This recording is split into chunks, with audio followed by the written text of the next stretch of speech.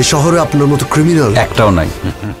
সব চরিত্রেই চঞ্চল চৌধুরী যেন অনবদ্য, তার প্রমাণ তিনি দিয়েছেন বহুবার। গল্পের চরিত্র যেমনই হোক, নিজেকে তিনি এমনভাবে উপস্থাপন করেন যেন তাকে ঘিরেই এই চরিত্রের সৃষ্টি। কোনটি তার আসল রূপ আর কোনটি অভিনয় ধাঁধায় ফেলে দেয় দর্শকদের। এবার তিনি হয়েছেন পর্দায় মৃণাল সেন। গত 14 মে ছিল এই গুণী নির্মাতার জন্মদিন। এ উপলক্ষে কলকাতার নন্দনে প্রকাশ পেল সৃজিত মুখার্জি পরিচালনায় মৃণাল সেনের বায়োপিক পদাতিকের টিজার।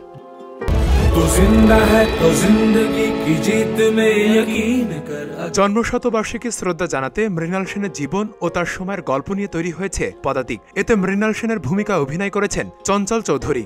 গত বছর যখন চরিত্রের লোক প্রকাশ হয়, চমকে গিয়েছিল সবাই। হুবহু মৃণালের মতোই লেগেছিল তাকে। সিনেমার ঘোষণা পর্ব থেকে যে সফর শুরু হয়েছিল তা পূর্ণতা পেল টিজারে প্রকাশের মধ্য দিয়ে। এ উপলক্ষে আয়োজিত এই অনুষ্ঠানে উপস্থিত হয়েছিলেন চঞ্চল নিজেই। পেয়েছেন উপস্থিত সকলের প্রশংসা। টলিউডে এটাই তার প্রথম কাজ।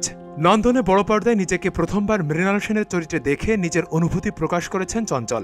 অভিনেতার ভাষ্যমতে, স্বপ্নের মতো মনে হচ্ছিল। কাজটা যখন শুরু করেছিলাম তখন মনের মধ্যে একটা ভয় কাজ করছিল, কিন্তু ডাবিং করা পর্যন্ত খুব টেনশনে ছিলাম। চঞ্চল আরও জানান, লুক সেটআপের ছবি দেখে প্রথমে একটু মনের ভিতরে জোর বেড়েছিল, তারপরও একটা চ্যালেঞ্জ কাজ করছিল মৃণাল সেনকে নিজের মধ্যে ধারণ করা।